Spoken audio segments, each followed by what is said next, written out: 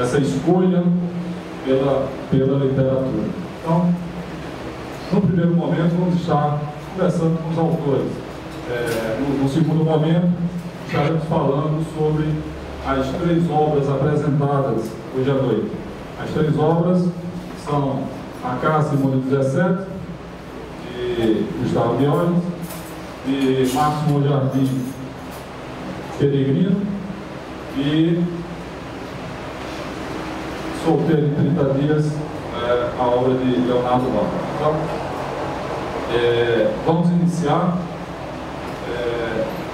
essa nossa noite e vamos aproveitar também, temos até combinado isso até com os escritores, né, que seja um espaço aberto, ou seja, estamos aqui para conversar, né, para conhecermos melhor. Eu sei que vocês, alguns vêm a convite de um dos autores, mas não conhecem os outros 2 autores. Então, é uma grande oportunidade de estar conhecendo também um colega autor e explorar um pouco dessa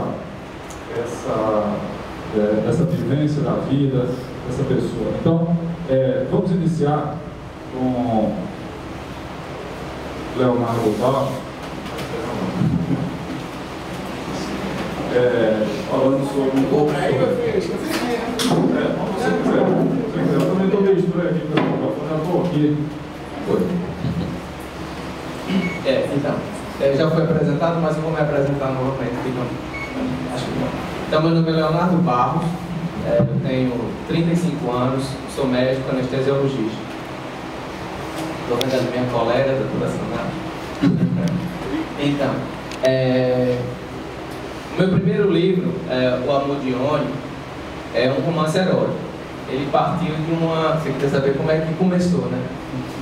Em 2008, eu fui assombrado por 3 histórias, né? Que o pessoal aqui gosta de chamar de resenha. De três amigos, histórias bem picantes, de 3 amigos, e essas histórias ficavam se repetindo no bar. Aí todo mundo dizia, conta a história de fulano, conta a história de Beltrano. Aí eu cansei, escrevi o livro. Eu só não vou contar mais essa história, coisa nenhuma. Quem quiser compra o livro agora. E fiz a primeira. Mas aí parece que deu certo. Eu sou meio exagerado, não tinha noção de tiragem. Fiz 1000 exemplares para um livro regional, que é muita coisa. Não era para ser 1000, não era para ser para uma população que tem quase 1 milhão de habitantes, né? Então, 1000 era para ser uma mixaria, mas não é. E de 2008 para cá já saiu praticamente tudo. E os amigos ficavam falando, né? Poxa, cara, legal e tal. E eu comecei a ver que tinha gente que eu não conhecia, que me parava na rua e falava assim, começava a falar coisas da história, né? Era uma situação até constrangedora. Uma vez eu estava no Pica-Fogo fazendo meu prato, aí o cara disse, Leonardo Barros! Eu olhei para um lado e para o outro e disse, não, alguém está sacaneando comigo, tem um amigo meu.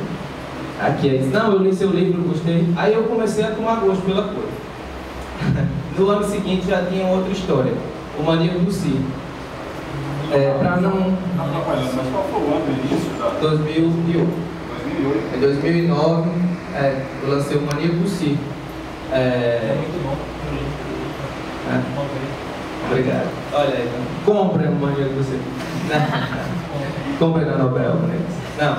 Então, aí O Maníaco do Circo, eu não queria ficar estigmatizado como um escritor erótico, porque não tem nada demais, mas é uma coisa que parece que já tem muito aqui, tradicionalmente, o Potiguar parece que gosta de escrever, né, sobre erotismo. E aí eu fiz um romance policial com muito erotismo, que parece que deu certo também. No ano seguinte, eu resolvi arriscar uma comédia. Aí já começaram a dizer, pô, você quer escrever tudo? Quero, quem escreve sou eu, quem lança sou eu, quem banca sou eu. Então, eu não estou esperando por editora, então eu vou arriscar, vou experimentar. E agora a segunda comédia, que é O Solteiro em 30 Dias, receitas de sucesso de um ex-otário. História mais ou menos essa. Obrigado pela está devidamente apresentado. Eu tenho até uma pergunta, mas vamos deixar mais para frente um pouco, né? E vamos seguir. Acho que nós estamos seguindo uma ordem de idade, né? Depois de chegar no aqui, né? Marcos, então, você tem Eu sou mais novo, a ordem é assim. né? Você tem até uma história da entrevista, né? Mas a nossa jornalista Mariana não veio. Aí fica à vontade. Agradecendo, pessoal, só fazendo um registro, né? O Marcos é casado e vai ser papai amanhã, né? Vai ser papai ou mamãe? Papai. É menino ou menina? Vai ser papai. Está marcada a cesariana para amanhã, né? E ele mesmo assim confirmou estar presente aqui. Nós agradecemos a sua presença. E o presente veio e a mãe também, né? Boa noite a todos. Se eu começar a tirar o microfone da boca e vocês não escutarem, para vocês façam assim para perceber. Se eu começar a falar muito rápido, também mandem eu falar devagar. Exatamente, porque eu tenho fobia desse instrumento aqui. E também falar em público não é muito a minha praia, mas vamos tentar. Eu tenho 32 anos, como eu disse agora, vai nascer o primogênito de quarta-feira, amanhã. Eu sempre gostei de escrever, né? Mas eu nunca tive a pretensão assim de escrever um livro. Eu achava, tanto que meu primeiro texto tinha 5 capítulos e eu chamava de redação ainda. Inclusive, em Peregrino, eu consegui pegar uma parte desse texto. Eu li muito na internet sobre a questão de pessoas que começaram a escrever, e uma das orientações, das dicas que davam nunca jogue fora do texto, por mais que seja texto. Às vezes ele pode te inspirar lá no futuro para você aproveitar alguma coisa dele. E graças a Deus isso funcionou comigo. O meu segundo texto, eu comecei a ter mais a ideia de que eu ia escrever um livro, ele tinha um link erótico também. A ponto da minha esposa se assustar, que ela era minha namorada, e achar que havia muita verdade ali. Quer dizer, ficar com medo de ter verdade ali. Ela teve medo de fizesse sucesso. Não. Porque era o seguinte, eu estudei muito para participar do concurso, eu sou autor fiscal da Paraíba, e depois que eu passei, eu fiquei sem norte, eu achava que estava fazendo alguma coisa, eu estava... Sem desafio. Não, assim, muito tempo livre, então eu estava desorientado já, estava surtando. E aí eu comecei a pensar numa história. Eu tinha pensado, existia tanta coisa assim eu gostava de assistir a Discovery Channel, aí tinha aqueles crimes que eram desvendados, não sei o quê, e achei que serial killer era uma coisa muito comum. Então eu pensei em fazer um criminoso serial, mas de forma diferente. Aí eu fiz o estuprador serial. O nome do filme, do livro, era Fios de um Crime. Fios de um Crime. Eu não vou contar aqui no texto, não, porque ficou vergonha. Mas, depois eu consegui aproveitar alguma coisa do segundo livro, tirando a parte erotizada. E, nas minhas, eu trabalhava, eu sou formado em psicologia, e trabalhava no interior de Santa Cruz. Nas viagens, eu fui pensando, e aí surgiu a ideia de falar sobre o ser de uma aldeia. E aí começou a história. E no final, a história acabou sendo uma homenagem a um amigo meu, porque enquanto eu escrevia, eu gostava muito de escutar música para poder me inspirar. E eu escutava muito o Cavadão. Um amigo meu, quando eu tinha 6, 7 anos, ele morreu, e é a banda que eu mais gostava. Eu lembrei muito dele e resolvi fazer a homenagem. E o protagonista do livro tem um nome dele. estudei uma coisa demais. Mas... Peregrino, eu vou falar mais nada. Ah, é, não pode falar sobre isso. Eu quero que conte aquela história agora. A história da sua. Então o que acontece? Após escrever, a grande dificuldade foi ver como seria complicado, quais eram os caminhos para fazer isso, a questão de direitos autorais, como fazer.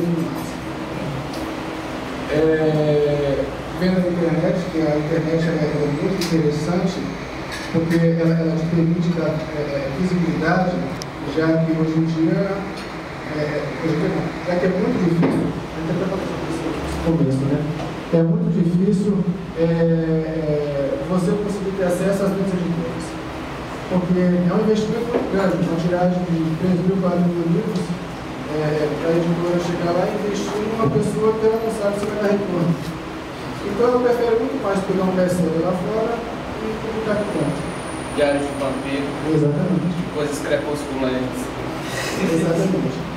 Então, a internet ela permite que os autores iniciantes possam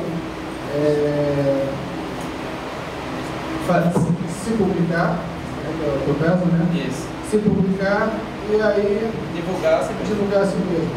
Né? E basicamente eu consegui uma editora que eu acreditava que ela iria me lançar, mas no final das contas eu acabei me publicando também, mas deixa isso para lá. Uma primeira coisa que eu tive que fazer foi conseguir, junto à Biblioteca Nacional, os direitos autorais da obra. Estou voltando, perfeito. O que mais fizesse? O lançamento eu fiz aqui. E para contar a história, foi bem interessante porque eu não, apesar de morar aqui em Natal há 22 anos já, eu não tive contato com imprensa, essas coisas todas. Eu tinha encontrado o pai desse meu amigo que fez a homenagem, que fazia muitos anos que eu não via, foi uma grande surpresa. Ele veio parar aqui em Natal para o lançamento. E fui no mês 3 horas da manhã. E aí, dá umas 8h30 da manhã, toca o telefone e diz: ó, aqui é da TV Tropical, a gente gostaria de fazer uma entrevista com você. Aí ele deu um susto, né, não imaginava nunca. E aí eu disse: quer? Quero. Aí, então venho pra cá, 9h30. Saí correndo com o meu me arrumei, fui pra lá e fiquei esperando para ser entrevistado. E, claro, que quando chegou a hora, eu estava super nervoso. A minha maior dificuldade de falar do meu livro era porque eu não queria cometer spoilers, né, que é você contar partes importantes do livro. Então eu tinha uma curiosidade tremenda de contar. E sem contar que eu vi aquela história na minha frente, eu não sabia o que dizer. Mas a gente começou conversando de forma informal, e a repórter, na hora, ela disse: ó, mas tranquilo, vamos primeiro ensaiar. Então tá eu lá pensando o que eu vou dizer, rememorando. Daqui a pouco ela faz assim: estamos aqui com Marcos Monjardim, não sei o que. Aí quando ela parou assim, perdi todo o negócio. Aí ficou indo pra câmera. Aí eu comecei a coçar a cabeça, eu disse assim: vou tentar de novo. Então assim, respirei fundo, joguei a mão, minha assessora, minha esposa, então, calma, foco, vamos lá. Aí tá assim. Aí acalmei, consegui concatenar o pensamento. Aí ela olhou para os lados, então estava tudo normal, daqui a pouco ela de novo: estamos aqui com o Marcos Monjardim, não sei o que. Aí novamente eu não consegui. Aí ela diz: ó, faz o seguinte, é só ensaio, a câmera não está filmando, eu vou dar uma luzinha da câmera. Aí consegui falar mais ou menos, sincero, eu não consegui infelizmente o vídeo, senão eu tinha postado foto, mas sempre gaguejei um pouquinho, mas no final eu consegui falar. E eu achei mais ou menos isso. Qualquer coisa que saber mais, vocês viram. Obrigado, Marcos. Obrigado. Nosso terceiro convidado é um jovem autor, Gustavo Diógenes. 17 anos, 17 aninhos ainda, e é o neném, né? É o neném da turma. Oi. Fez já escreveu seu primeiro livro e para muitas pessoas é até uma surpresa, né? Uma pessoa tão jovem já ter esse desejo, essa vontade de estar mostrando o seu trabalho, ter também a confiança, né, de mostrá-lo e um trabalho de qualidade. Aliás, os três autores que estão aqui têm obras de excelente qualidade e orgulha muito a Livraria Nobel em ter os seus livros aqui à venda. E, Gustavo, fala um pouco, né, sobre essas suas escolhas, como você chegou à literatura e quem influenciou, como chegou, como essa ideia de ser um autor, um escritor. Olha, eu bem gostaria de contar uma história incrível e detalhada sobre como me tornei um autor, mas foi algo muito mais chato, sinceramente. Meus pais gostavam de ler, eles distribuíam livros pela casa em pontos estratégicos.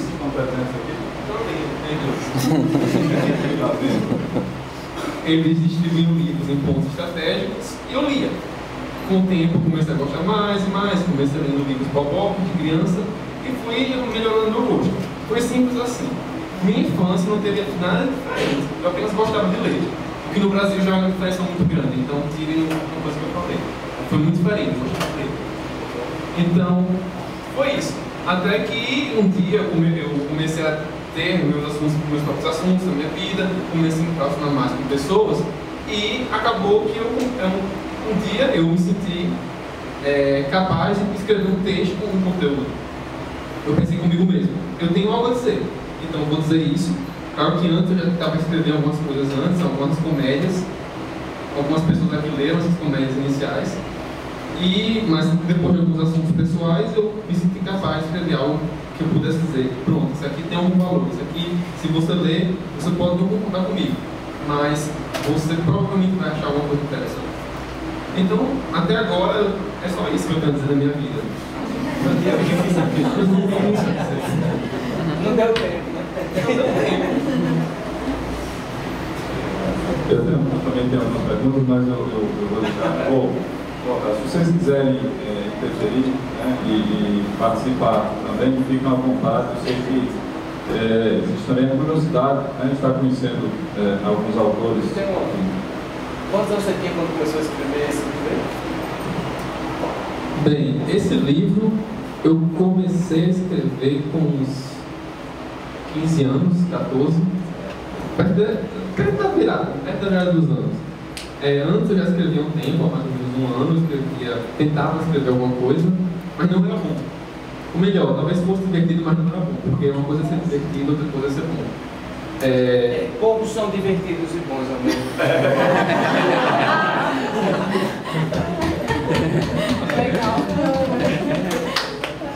Bem, aí, pelos 15 anos, eu me senti capaz de... Eu joguei tudo que eu tinha feito até então. Tudo que eu tinha escrito, eu engavetei num lugar escuro, que eu nem me lembro onde fica, e comecei do zero. Aí depois eu vi que estava ruim, comecei do zero de novo, aí comecei isso aí. Vai começar do zero, muita coisa aí, o cara vai começar tudo.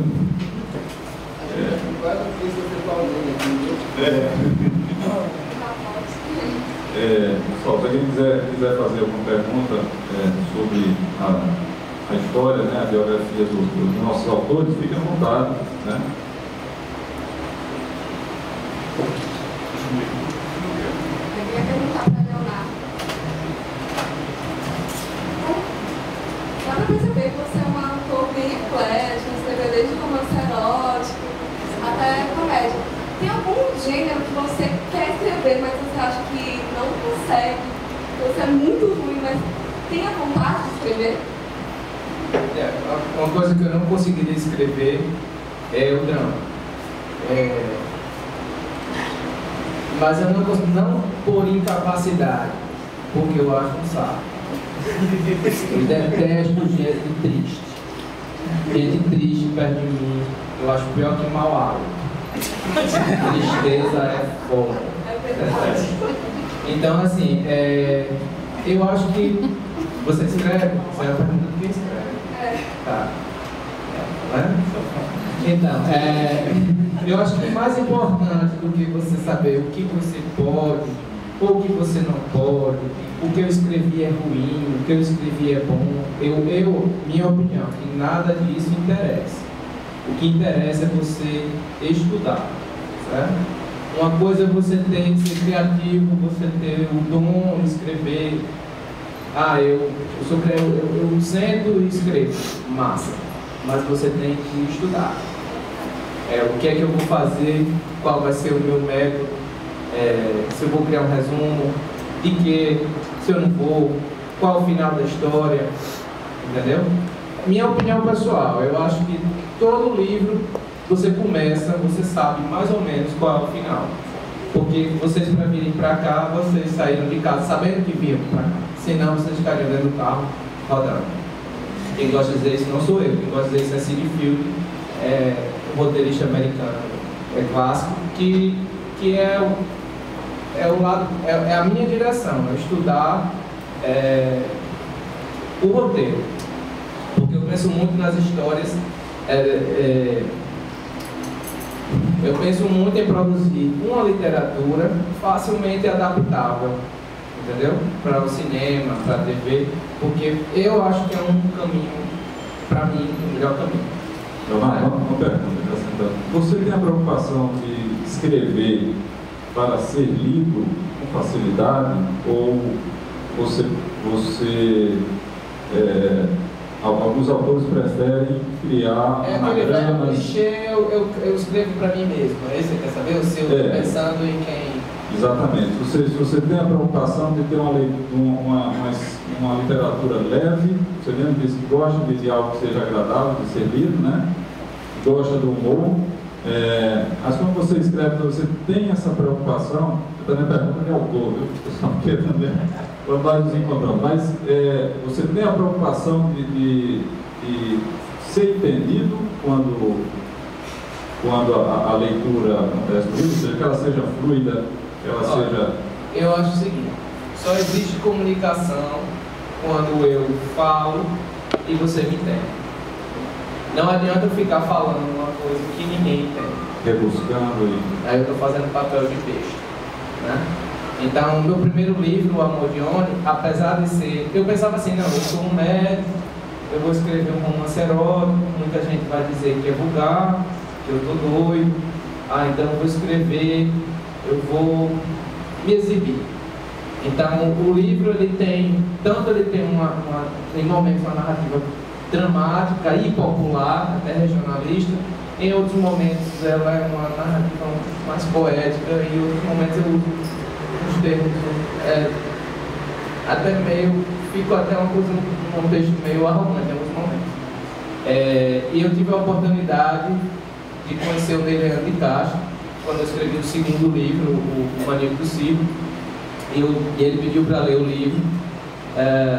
E ele ligou para mim às 5 horas da manhã, me esculhambando. Ele disse assim, gostei muito da frase que ele disse, por 2 segundos, e depois eu entrei em depressão, porque ele disse assim, você é um ficcionista nato, mas você é um pernóstico. Começou bem, né? Ficou aquele silêncio. Aí disse, quem está falando? É o Ney. Pô, um amigo chamado Ney, ele é de cá. Aí tá, tudo bom? Não, tudo péssimo. Faz um mês que eu tento falar com sua agente, que na época eu tinha uma agente meio sem futuro, e não consigo, tem ser aquela coisa de se o seu livro é ótimo, mas ele está cheio de expressões impopulares e palavras de difícil acesso à maior parte da população. Aí o que ele disse, que na hora eu achei um pouco caricata, mas depois eu pensei, e hoje eu repito essa frase, sem nenhum preconceito. A frase que ele disse foi o seguinte: escreva um livro que o pipoqueiro possa entender, apesar de algumas palavras ele possa entender, o povão possa entender o seu livro, ou então você nunca será lido. Claro que isso é uma opinião dele, que eu compartilho, e não significa que o texto tenha que ser simplório de forma nenhuma. Eu acho que o texto ele tem que ser fácil de entender, apesar de tudo, apesar de alguns detalhes da história que possam. Deixa eu me explicar melhor. Eu quero escrever um romance policial e eu coloco detalhes de medicina legal eu gosto de fazer isso, para desvendar a história ou para ajudar a contar a história. Eu preciso, dentro do meu texto, colocar informações para uma pessoa que não tem aquele conteúdo, aquela informação que eu tinha, e que eu me faça entender com termos populares. Tem uma palavra que eu usei no Amor de Oni, no primeiro livro, que eu não aguento mais ouvir ninguém falar nisso, que é a palavra esclerótica, que é o branco do olho. Não tem quem me faça trocar a expressão branco do olho por mais nada enquanto eu beber. Então eu acho que o livro tem que ser, ele é escrito para ser entendido. Quando eu ouço um escritor dizendo, eu escrevo para mim, então não publique, faça só um exemplar e fique lendo em casa. Eu acho que você tem que escrever a história que você quer contar, pensando com o objetivo de sua história ser compreendida pelo leitor, pela maior quantidade de leitores possível. Aproveitando, já que você já está respondendo algumas perguntas, como é a vida de um médico, uma agenda, uma vida tão atribulada? Você, por exemplo, saiu de um plantão e veio diretamente para aqui. Escrever não é fácil, leva muito tempo. O Gustavo mesmo falou aqui que começou a escrever o livro e já teve que reescrever, né? Eu fiz uns 5 rascunhos, foi muita coisa mudou desde o começo. Então,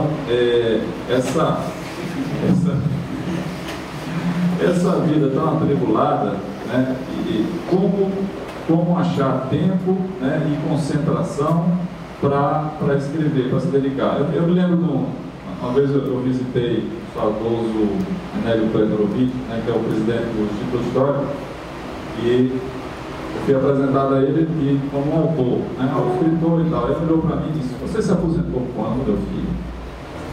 E porque, na verdade, é muito difícil a pessoa ter uma atividade produtiva, né, e conseguir, ao mesmo tempo, produzir obras literárias, obras que exigem um esforço, uma concentração, um começo, e toda a preparação dessa obra, o planejamento dela, né? E como você encontra tempo para estar escrevendo uma vida tão atribulada que a vida de médico, com plantões? Olha, eu sou médico, mas como é a minha vida? Eu dou plantão em 2 lugares, em 2 empresas. Sou servidor público estadual e municipal. Então eu tenho 2 escalas de plantão. E como eu sou anestesiologista, eu trabalho com cirurgiões em cirurgias eletivas. Como é que eu respondo isso de uma forma que dá para todo mundo usar na sua rotina? É uma questão de prioridade. Todo mundo, duas coisas. Duas coisas, prioridade e método. Não adianta você dizer assim, não, eu vou escrever um livro e você não ter método. Não adianta você ter um método e você não colocar aquilo como uma prioridade. Então, assim, eu guardo alguns momentos para escrever. Eu não fico em casa, eu vou escrever agora e fico com o celular esperando ligar para eu pegar uma cirurgia. Não adianta. Tem que abrir mão daquele momento que você estaria ganhando dinheiro para fazer uma coisa que você gosta. Caso contrário, a minha vida seria somente trabalhar, não queria escrever. E outra vantagem que eu tenho é que, como eu sou anestesista, meu plantão eu fico esperando o momento da cirurgia. Se não tiver cirurgia, eu não sou requisitado. Então eu tenho algum tempo que eu fico no descanso, eu fico com o laptop e eu fico escrevendo. Às vezes tem uma pessoa falando do meu lado e eu educadamente ignoro e continuo escrevendo. Mas sem o método seria impossível. O que é o método? Eu crio um resumo da história e eu crio resumos menores de capítulos, como o pessoal de cinema gosta de chamar de escaleta, como as cenas, ou coisa assim. Então quando eu vou escrever eu já sei mais ou menos sobre o que eu vou falar. Então mesmo que alguém... Essa escaleta seria o quê? A escaleta seria o seguinte, esqueleto o esqueleto de da algo vai ser história. construído. O esqueleto da história. Apresentação, uma virada, o confronto, a virada a segunda virada, né? No final da história e o desfecho. Então, esses momentos eu sei mais ou menos sobre o que eu vou falar, que tipo de coisa vai acontecer. Então, você continua indo num sentido só. A história não fica dando voltas desnecessárias. Porque tudo que acontece na história você tem que mover a história no sentido daquele final. Ou de outro final, e você se surpreender com um final que seja crível, que seja uma coisa. Eu me perdi na resposta, não foi? Mas então, de toda forma é isso, é prioridade e método.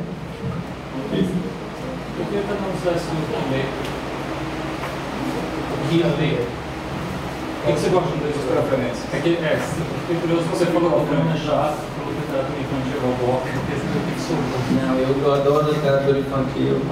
Eu leio. Olha, para você ser eclético na hora de escrever, você precisa ser eclético na hora de ler. Não adianta eu chegar aqui e ficar citando escritores, esse é melhor, esse é pior, eu leio qualquer coisa. Se eu olhar e achar a história interessante, eu vou pela capa, eu vou pelo título. É uma coisa idiota, eu não devia assumir isso, mas eu assumo, eu não estou nem aí. Porque a capa vem do livro, o título vem do livro e a sinopse, mais do que qualquer coisa, vem do livro. Eu não tenho preconceito. Deixa eu aproveitar para fazer um parênteses. Mas quanto à narração, um momento. Mas quanto à influência na narrativa, se é isso que você quer saber, eu tendo a valorizar mais alguns autores que têm uma narrativa dramática, porque eu estou pensando em cinema, em TV. Então, o texto de imagético, né, sempre me chama a atenção. Eu acho que na literatura brasileira não dá para você falar de drama, de narrativa dramática, sem você falar de Nelson Rodrigues. Então, é uma grande influência minha. Se você ler qualquer livro meu, você vai sentir que existe, na hora de apresentar o drama, existe uma influência. Que não é uma coisa intencional. É porque realmente eu acho que é um tipo de drama que funciona.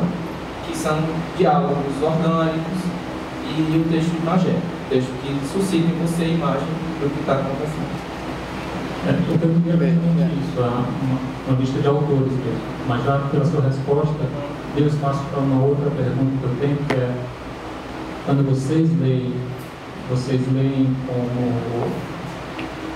por ler, ou vocês estão ligados na estrutura da coisa? Ele falou que presta atenção a capa, o título, como aquele texto é colocado, uma tentativa de aproveitar isso. Bom, eu ainda quero saber os autores.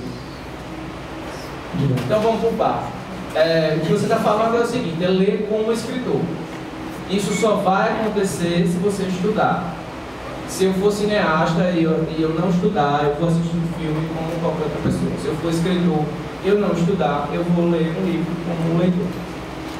Acontece uma coisa interessante: você começa a escrever e você começa a pensar sobre o que funciona, o que não funciona. E o que é bom ou ruim, né? O que é que funciona, o que é que comunica, o que é que toca o leitor.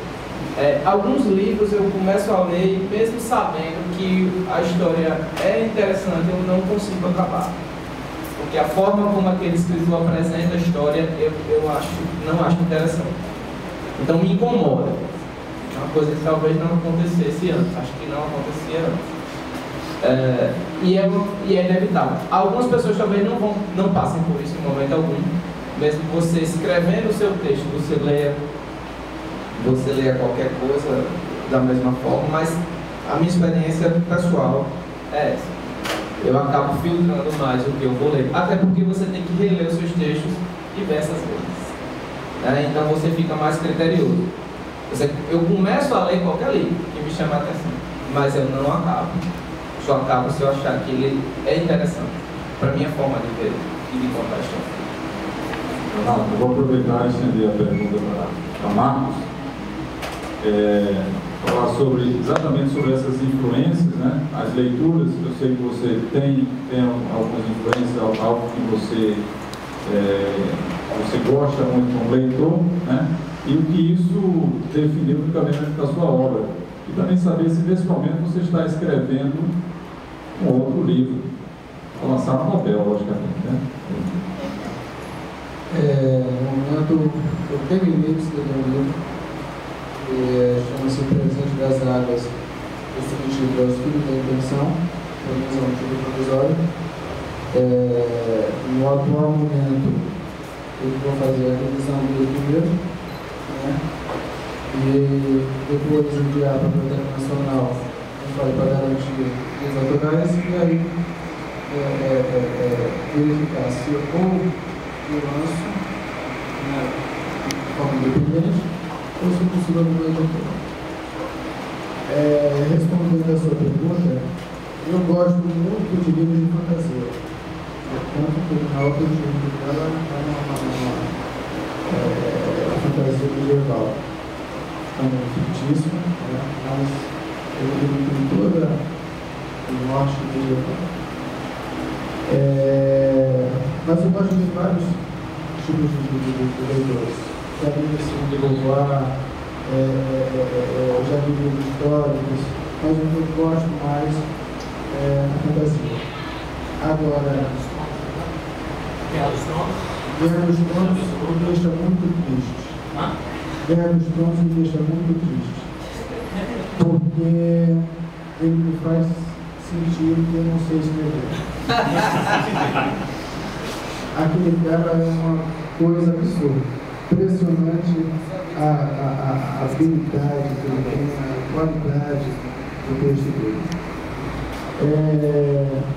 Eu acho que talvez o que me fascina mais na história porque assim, eu tenho um pouco que foi perguntado para ele. Para mim, eu acho que uma das principais coisas na história são os personagens. Eu já li, por exemplo, um texto que a história era horrível, péssima, mas os personagens eram tão bem caracterizados que a história passava a ser interessante. E eu acho que, principalmente, não fora todo o enredo de Guerra dos Tronos, que é espetacular, mas os personagens, eles são muito fortes, são muito bem construídos. Eu até digo assim, por exemplo, às vezes já aconteceu de ter uma história bem definida que eu queria, mas o personagem ele tomou conta da história e no final acabou indo para outro lugar. Claro que não muito, mas acaba vindo para outro canto. Porque, por exemplo, eu tenho um personagem que eu sei que de repente ele é arrogante. Eu tenho um personagem que, sei lá, ele é irônico. Então ele vai agir de uma forma. E eu sei que o outro personagem vai reagir de outra forma. Então, como eu posso dizer, essa relação deles, às vezes pode acabar desencadeando a história de um outro rumo. Entendeu? Claro que você tem que tomar cuidado para que a história não saia demais do que você definiu. Ou, de repente, você reescrever, porque pode acontecer de você iniciar o livro imaginando seguir uma coisa, não sei se você concorda com isso. Mas, nesse meu segundo livro, o que aconteceu? Eu pensei no início uma coisa, e, graças a Deus eu mudei, foi para outra. Como você vê como leitor? É inevitável, quando você começa a escrever, e você, claro, você estuda um pouco você estuda, planeja, você pesquisa para ver o que cada autor faz, como ele recebe, como ele não faz. Cada autor ele tem uma forma muito própria de trabalhar, mas, no geral, ele serve algo parecido. Mas, quando você começa a escrever, você está atento a algumas coisas e você não consegue mais ver o que você via antigamente. Eu não consigo. Por exemplo, minha mãe gosta muito de ler. E às vezes eu estou lendo um livro que ela leu, eu estou comentando e ela disse, eu não ia perceber muito isso. Mas eu atualmente tenho feito muito isso, eu acho que é difícil. Por isso que eu te falei, Guerra dos Tronos me deixa triste. Marcos, só complementando a pergunta. Quando você está escrevendo, né, Leonardo disse que ele já imagina a obra, né, e já imagina até o seu desfecho. Você tem essa visão completa daquilo que você está criando, né? Ou você faz isso por partes e isso vai ter um desfecho final inesperado? Eu não tenho a visão completa. Eu tenho uma noção do que eu quero. Entendeu? Eu acho até o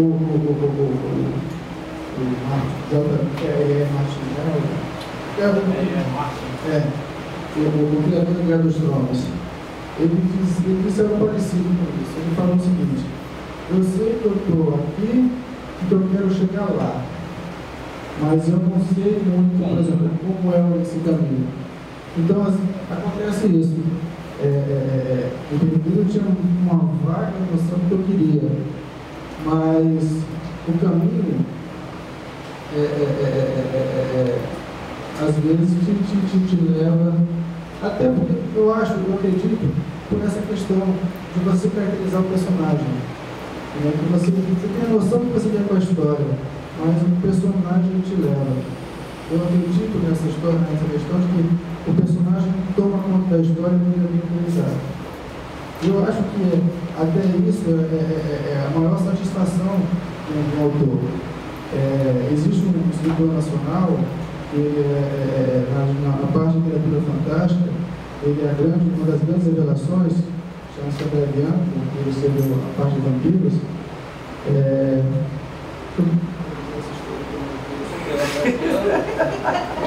O processo de criação, os resumos antes ou não. Esse exatamente o que eu ia dizer. A força do personagem.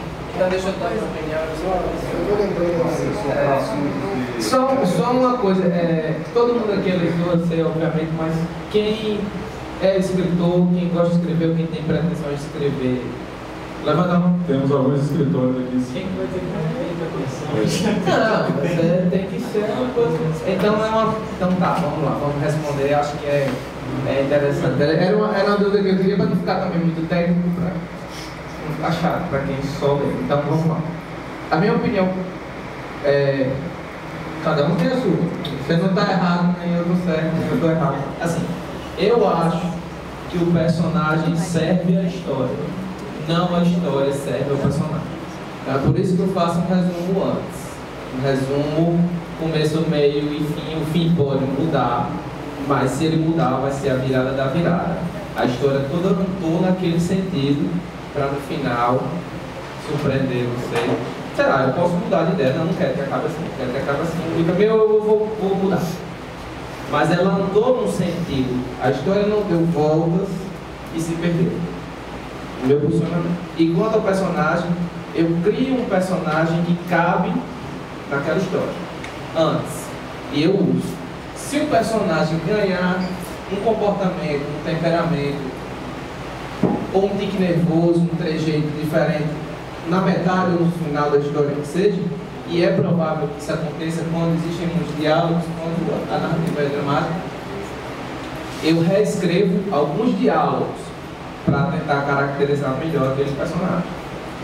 Mas o personagem muda a história, o coadjuvante virar protagonista, isso eu não passei por esse e pretendo não passar, porque eu acho que raramente vai dar certo. Pode ser que dê certo, mas eu acho que raramente vai dar certo. Então o personagem tem que ser visto, a história não contar. No meu processo de criação. Beleza. Vamos explorar um pouquinho aqui, Gustavo.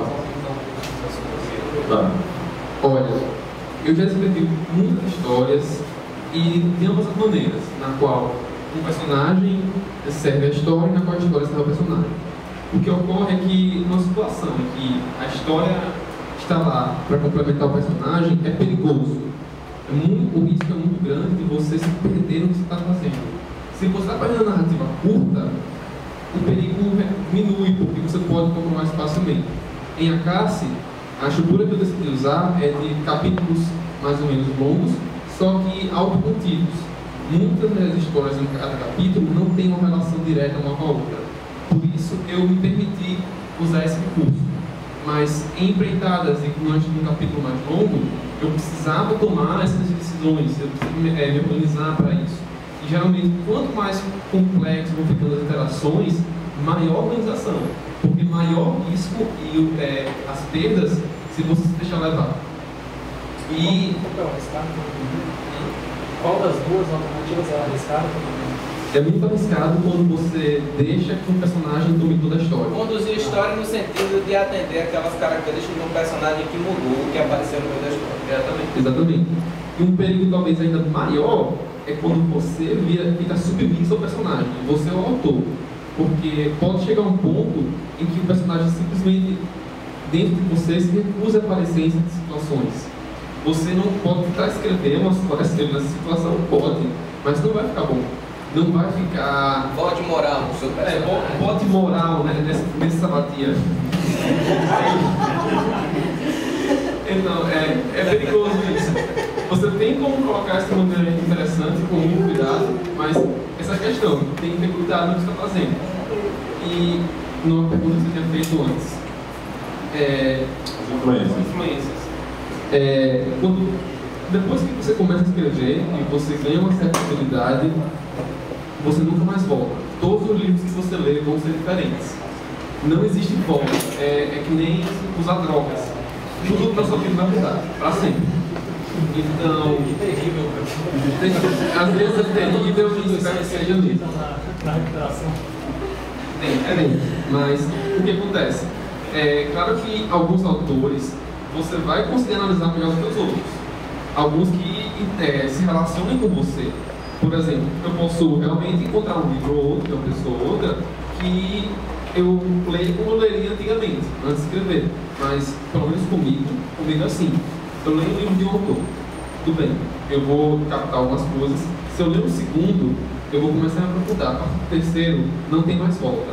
Eu começo a analisar toda a obra dele. Para mim é assim. E eu ganho cada vez mais, a cada vez que eu leio um novo livro de um autor. Se eu ler, digamos, 5 livros de Saramago, é melhor do que eu ler 5 livros de outros diversos, mesmo que sejam igualmente bons. Porque eu, pelo menos, eu construo um perfil psicológico do autor quando eu leio. E é assim que muitas vezes eu começo a analisar o texto. Eu não penso tanto assim, certo? O que isso significa no texto? Eu penso, na realidade, o que o autor pensou com isso. Claro que escolas literárias vão discordar, vão me crucificar por isso, mas é assim que eu leio. E é assim que eu aprendi a escrever, na verdade, como espero que seja bom, espero. Consegui lembrar do que eu ia dizer. Eu me referi a André Bianco, porque quando eu estava ainda escrevendo Peregrino, eu vi na comunidade do Orkut, eu tinha acabado de ter um livro dele que era Bento. E tinha um personagem lá na comunidade que as pessoas da comunidade enalteciam e falavam uma coisa desse personagem, e eu ficava me colocando no lugar do André Bianco, imaginando como deveria ser agradável você ver que esse personagem ele se torna concreto a partir do momento que as pessoas viajam na história, né? E a minha maior alegria foi quando a primeira vez que eu fizeram uma resenha do livro, e a pessoa que estava lendo, eu vi ela comentando no Twitter: estou lendo o Peregrino, gostando muito, que raiva do Enoque, vontade de meter uma espada nele. Então eu vi que para a pessoa ter uma reação dessa, é porque ela conseguiu criar uma empatia. E daí a questão de eu acreditar, claro, que você não vai deixar o personagem te muda totalmente a tua história. Você que você questiona a história, é possível você reescrever, mas eu ainda gosto da ideia do personagem ser. Voltando um pouco mais para esse livro que você é um leitor de André Bianco? Porque, mesmo que não seja, eu ia perguntar, você acha que tem algo específico, uma característica própria dos livros dele que faz ele ser um sucesso tão estrondoso em meio a um país onde a literatura é meio que subestimada? Eu acredito, assim, eu já li muitos livros dele. Eu acredito não só o livro dele, mas o gênero da fantasia. Eu acho que até vários autores que estão surgindo nesse mesmo gênero, eu acredito que os jogos de RPG está se mudando muito. Então, eu acho que as pessoas que começaram a ler o Adriano, não sei se isso é verdade, mas isso eu acredito, eram pessoas que gostavam de jogar RPG, principalmente na Vida Máscara. Está entendendo? Porque, inclusive, ele era jogador de RPG. Né? Então, eu acho diferente, por exemplo, Crepúsculo. Crepúsculo, na verdade, veio a suprir uma necessidade em relação ao câncer. Que eu acho uma coisa que é interessante, por exemplo, né? Você falou a questão de ler. Eu comprei um livro, eu não li, meus caras que eu quero para uma paixão. Isso. Ele mexe mais em drama, eu vou mais, não mais. Eu comprei um livro porque eu acho que é interessante. Quando você está lendo a pessoa, você está percebendo um pouco a técnica dele, a forma de trabalhar. Então, eu preciso ver se eu aprimoro mais esse lado. Porque, por exemplo, o André Bianco, do ponto de vista do romance, eu já me fiz as pessoas também deixam de desejar. Entendeu? Eu acho que é interessante que você consiga, porque eu acho que é importante trabalhar a emoção do personagem. Quanto mais você conseguir.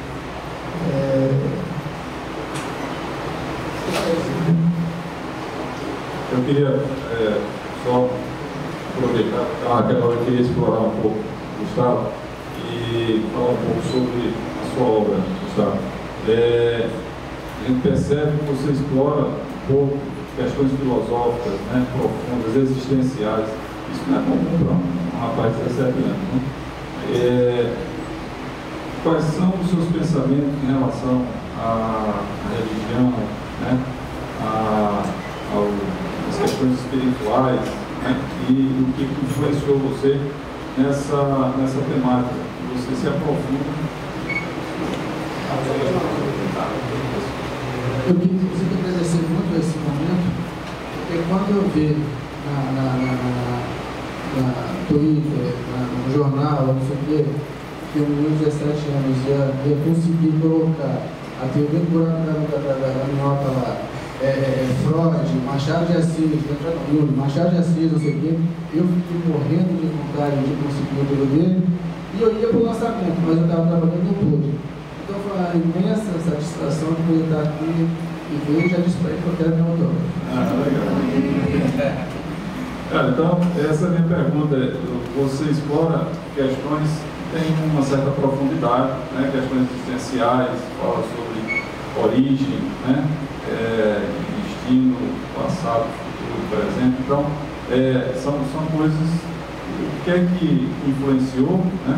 E qual era o seu pensamento em relação às coisas espirituais, à religiosidade? Olha, eu vou começar pelas influências.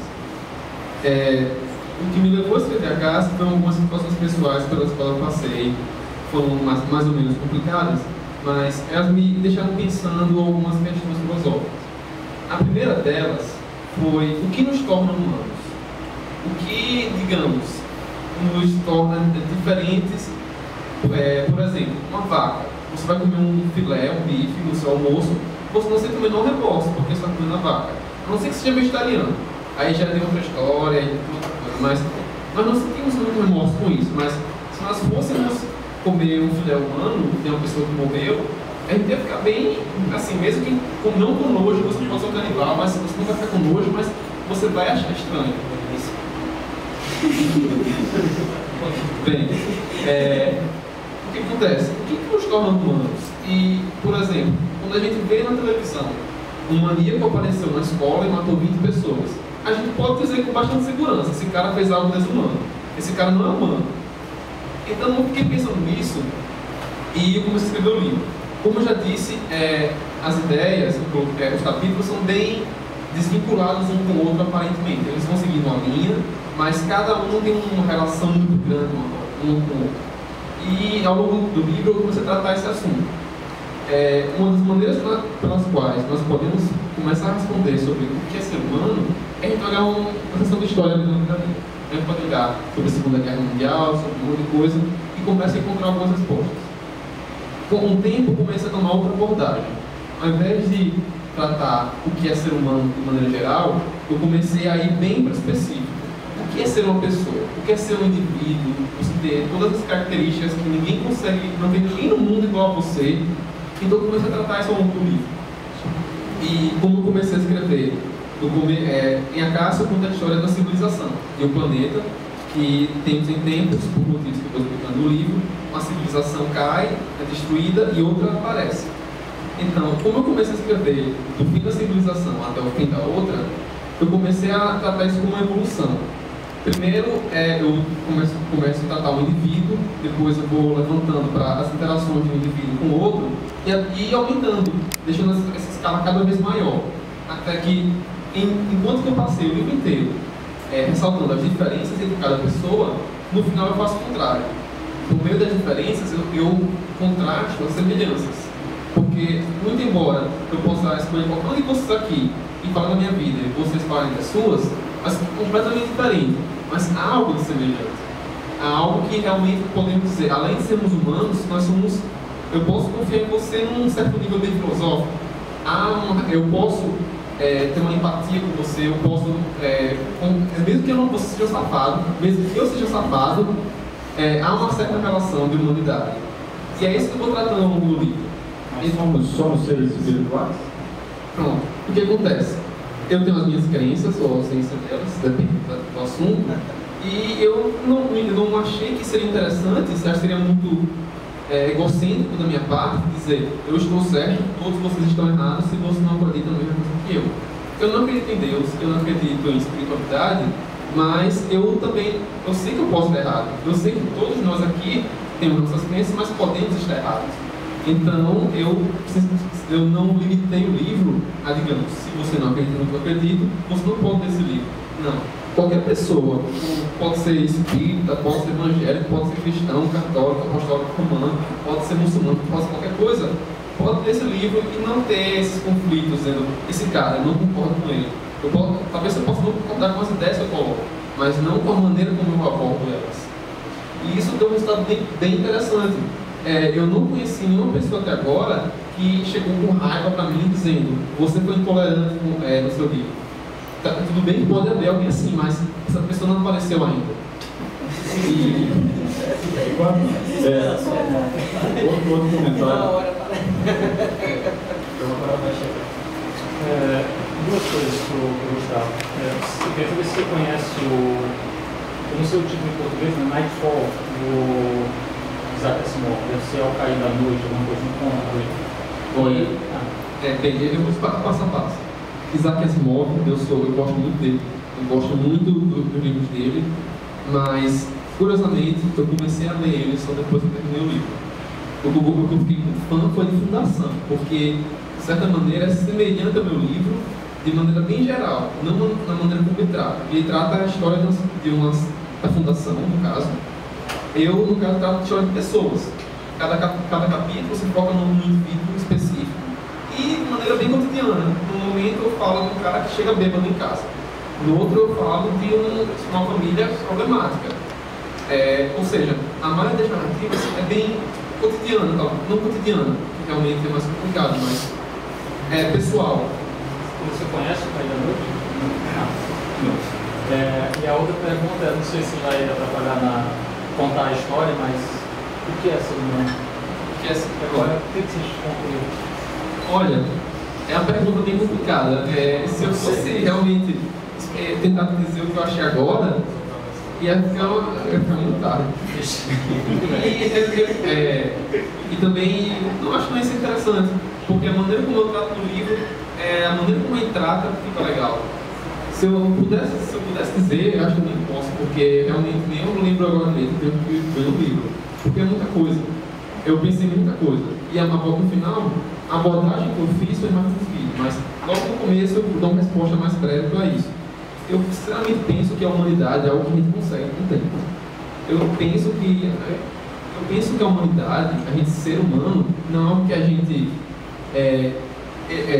qualquer pessoa pode ser humano, pode ter as experiências da humanidade.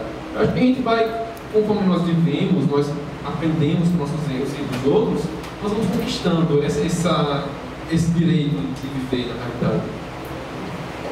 Só uma pergunta sobre a forma, né? Forma de expressão da sua obra.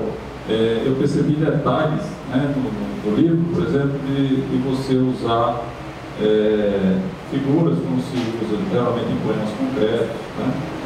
E isso já era uma ideia de fazer ou surgiu quando você estava diagramando o livro, mas você já produziu daquela forma? Você começa a usar expressões e as letras mudam de tamanho, de fonte, você está diminuindo, a letra vai diminuindo.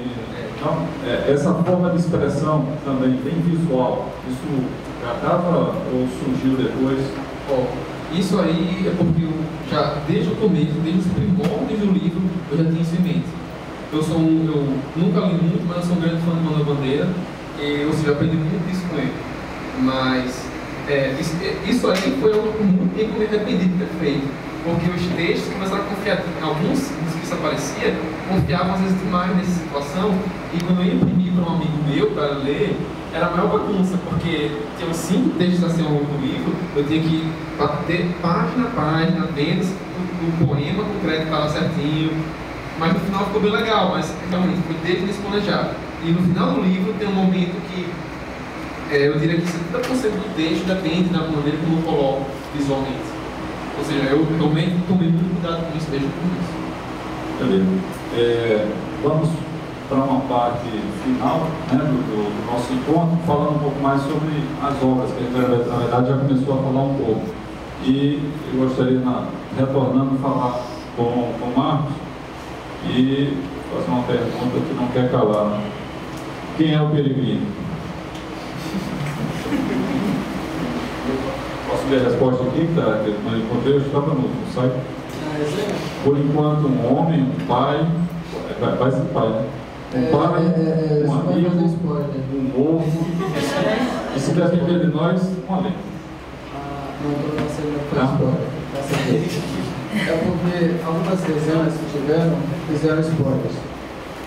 Teve uma entrevista que fizeram comigo, e justamente foi para mim a pergunta mais difícil, porque era justamente perguntando quem era o peregrino. Na verdade, a história tem 4 peregrinos.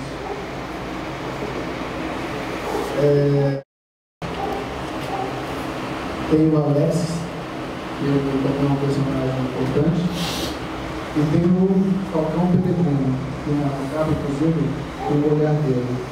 O Falcão Peregrino, ele é um personagem que, na verdade, ele praticamente não aparece, aparenta muita importância na história, mas ele é um personagem que aparece em momentos importantes. Ele é um personagem observador.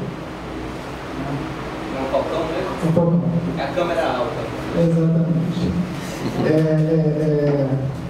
Existe um povo que era os Baharãs. Eles têm a crença de que quando a pessoa morre, a alma do guerreiro vai aos deuses nas asas do peregrino. Como um rito fúnebre, eles pegam as cinzas e depositam junto a um altar com o peregrino com as asas abertas. E eles criaram essa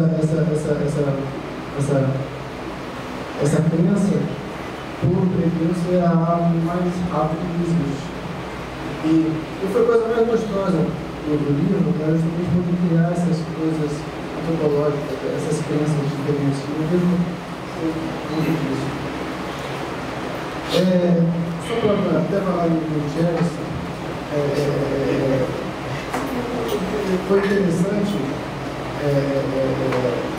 eu escrever nessa homenagem que eu fiz, porque o personagem não chamava-se Gerson, chamava-se Alex. Depois eu mudou para Alex.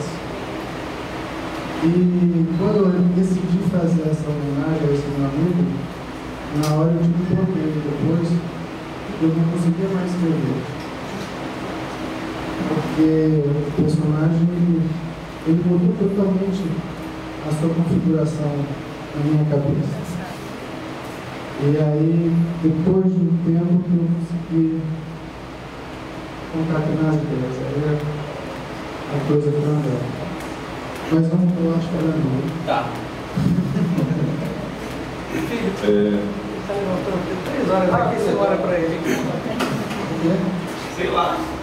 Ele! O vizinho tá 3 horas levantando a mão aqui. Quem tem vergonha de falar em público, ele é uma música que se foca numa pessoa. Aí acaba não vendo nada.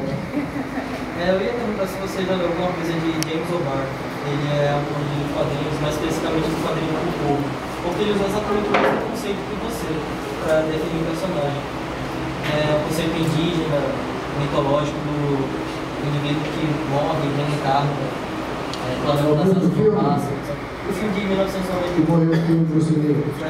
Eu nunca vi, eu só vi o filme. Mas não pode ser de forma consciente, de repente. Mas eu nunca tive a ideia. Aproveitar essa demonstração, uma história que se passa medieval. Com relação aos outros dois livros, nesse livro é um mundo, imagino pelo título, é o mundo que a gente vê agora, e esse livro é um mundo inventado. No seu tem uma dificuldade, imagino, que é um mundo que a gente não vê, mas que não é inventado. Ou é? Não, todo mundo é inventado. Todo mundo, mas o mundo medieval, você precisou fazer uma pesquisa ou não? Não, como é que você cuidou do que você falou? Eu sempre tive, por exemplo, eu vi Glórias da Vida. É o planeta Terra? Não. Não é o planeta Terra. Ok, é ficção científica. Não. Fantástico. Isso. É porque assim, eu sempre gostei de história, mas eu tinha medo de repente escrever alguma coisa de história que fizeram muito impropério. Como, por exemplo, eu também adorei, mas eu vi, por exemplo, o pessoal criticando mil coisas que de repente não tinha nenhuma condição de ser aquilo. Então, eu achei muito mais, e até muito mais interessante eu criar um mundo, claro que, por exemplo, o próprio Guerra dos Tronos é um mundo inventado, mas ele se baseia na nossa visão histórica, na nossa visão de medieval. Exatamente. Entendeu? Peregrino também tem isso, dessa mesma forma. Mas a época, porque é uma coisa que eu acho, por exemplo, no livro Duna do ele tentou tratar um futuro, ele escreveu a Milady, não sei o que lá, então ficou um futuro muito churuca, supor que no futuro vai haver o Milady, o servo, faltou só o boco da corte, praticamente depois lá. Então é um futuro medieval. A pergunta é, tudo bem que seja um mundo criado, mas é um mundo não para o futuro. Como é que se ajeita isso? A sociedade por exemplo, a fundação é baseada na história de Roma. Pegou a história de Roma e seguiu. Então, você tem que ter uma eu suponho, não sei. Você tem que ter a história. Não. O Senhor dos Anéis pode ajudar. É completamente inventado. Ele é inventado. Só que, por exemplo, eu não quis colocar questões de magia, de raça, dessas coisas. Entendeu? Eu criei um mundo porque eu queria ter a liberdade de poder criar a cultura que eu quisesse, botar a mitologia que eu quisesse, a sociedade que eu quisesse. Está entendendo? Mas, como eu falei, ela se baseia na visão que a gente tem de Idade Média, de Castelos, de forma de tratar o rei, essas coisas. Pessoal, nós estamos com um limite de tempo e está muito interessante. Eu vou abrir você na pergunta. Deixa eu só fazer uma observação antes, rapidinho. Desculpa interromper, mas é porque assim, já é o meu 4º livro e algumas dessas colocações que vocês estão fazendo eu já ouvi algumas vezes e eu acho que já estou mais sarado. Porque às vezes você chega e escuta aquilo pela primeira vez e você não tem uma resposta, você não pensou bem sobre aquilo e assunto especificamente. O que eu percebo é que está havendo muita pergunta sobre ficção, então tem que ter um conceito de ficção. Você colocou uma coisa que eu acho que foi bem interessante, que é, tem que se fundamentar em alguma coisa. Não tem.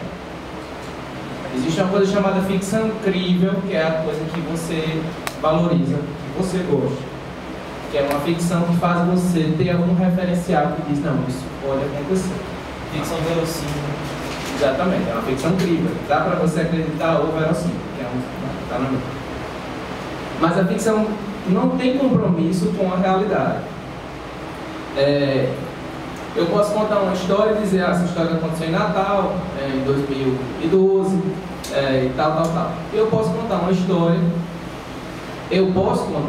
sem dizer que lugar é aquele. E você que mora em Natal, lembra desse livro, acontece nesse livro, vai dizer, essa história aconteceu em Natal. Isso foi uma coisa que eu fiz intencionalmente. Um carioca lê o livro e diz, essa história aconteceu no Rio, ele está falando do Rio. Então, essa ficção não tem um compromisso. Então, entram várias coisas. Entra o clichê. O que é que torna a ficção crível? O clichê. Isso aqui é clichê. Mas eu passo a assimilar aquela história melhor quando eu vejo um clichêzinho ou outro. Você está entendendo? O cara vai morrer e olha para a mulher e diz, eu amo você. E vai morrer. Clichê.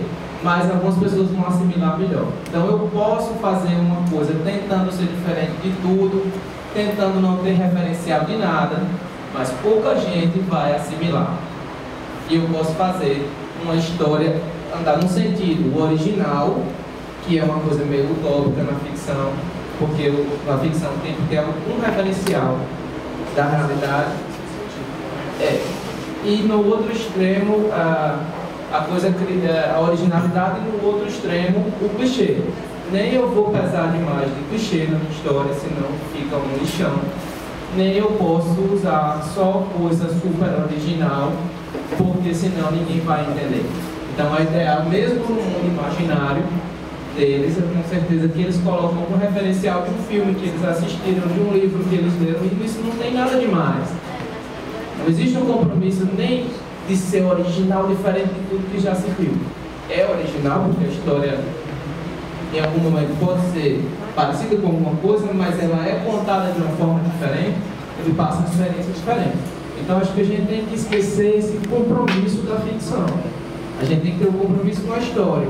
E eles acabaram falando muito e não falaram a sinopse da história.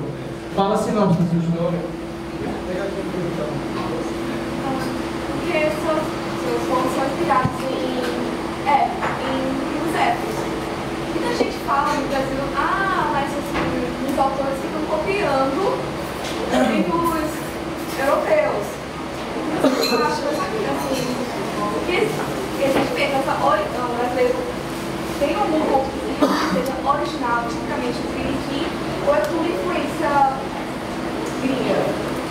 Esse autor que pegou um pouco da cultura nossa, foi o que eu falei do Mandaviano. No livro dele, ele falou do Saci Pererê, falou do Boitatá.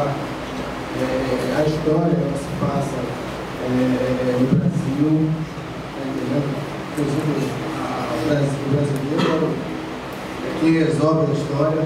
É uma ação de população mundial, mas quem resolve é o brasileiro. Entendeu? Mas a grande maioria, sim, da história que eu conheço, tem a visão da Idade Média europeia. Pessoal,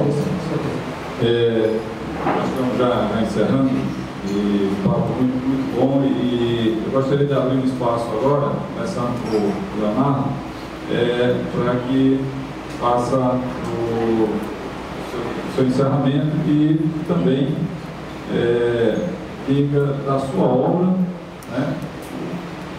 Qual é a mensagem que o autor deixa, pensando que você tem, mesmo que você esteja com uma obra que tem um formato leve, que usa de alguns requisitos de comédia, mas uma mensagem que você está passando aí. Então, gostaria que você avivasse essa mensagem, cada um dos três também avivasse a mensagem da sua obra e fizesse o seu encerramento do nosso encontro. Tá, então vamos lá. Então deixa eu mostrar melhor o livro. O livro é O Solteiro em 30 Dias, Receitas de Sucesso de um Ex-Otário. O livro é uma ficção O gênero é uma comédia, não tem toque de comédia. A tônica do livro é a comédia. Ele é, antes de ter uma mensagem, o livro a finalidade é divertir. É ler, rir, achar engraçado e se divertir. Eu não tenho, nesse livro aqui, eu não tive essa ideia de dar nenhuma mensagem. Só que o que aconteceu? Como, devido ao título do livro e a sinopse da história, falar de um personagem que se separou e aprende a manha de ser solteiro, eu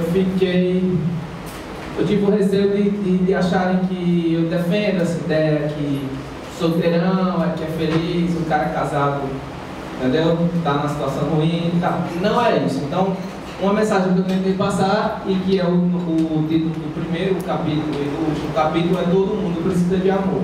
Então, seja solteiro ou seja casado, eu acho que você tem que ter amor. Amor próprio, amor por alguém e por alguma atividade que você desempenha, senão você está vazio de amor.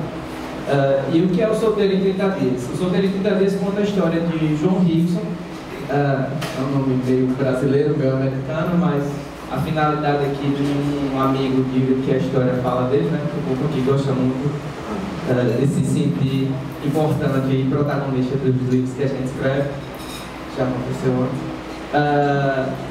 E ele conta a história de João Rickson, que é um compositor de uma música solo. Ele escreve uma música, na verdade é uma poesia para um amor da adolescência, e ele inadvertidamente faz sucesso, aquilo vira letra de música e é uma coisa meio "Ai, se eu te pego". Todo canto toca essa música e campanha política, filme americano, e ele começa a viver daquele dinheiro. Ele não fica rico, mas ele vive daquilo e se acomoda. E casa com uma moça chamada Elia da Carla, que é um modelo, e passa-se 10 anos. E a história começa ele chegando em casa e vendo tudo vazio. A mulher foi embora, levou tudo e ele não sabe por quê. Só que graças a Deus ele tinha 4 amigos que são solteiros convictos e eles se comprometem num projeto que é, em 30 dias, transformar aquele otário num solteiro escolar. A sinopse do livro pode dar algum referencial do clichê. Você já viu comédia, fala muito, americano gosta de falar disso e tal.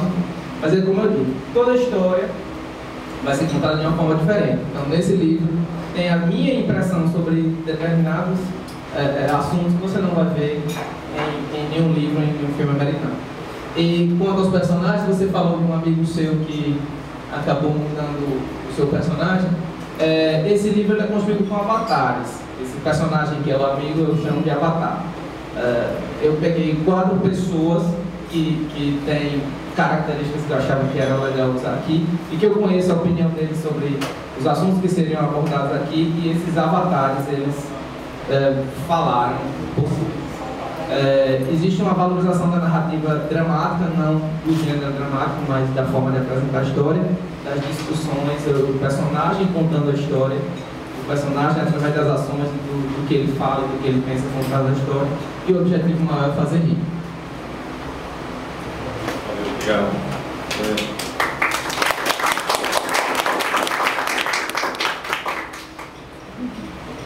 Minha grande Apenas R$29. Minha grande dificuldade de falar de Peregrino é justamente falar sem dar os nomes de histórias. Porque uma das coisas que, graças a Deus, tem tido como elogio ao livro é a pessoa diz que não espera o final. E uma grande dificuldade de falar dele por conta disso.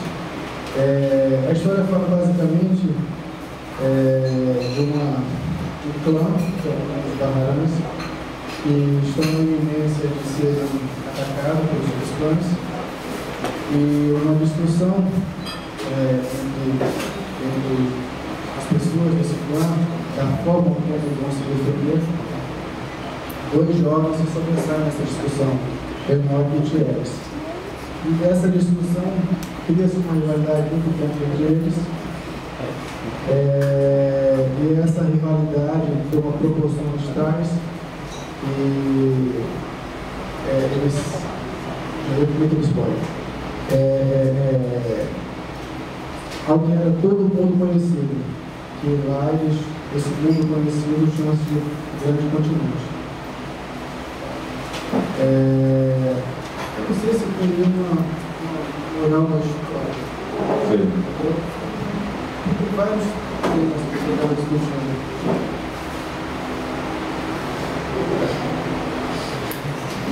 Obrigado.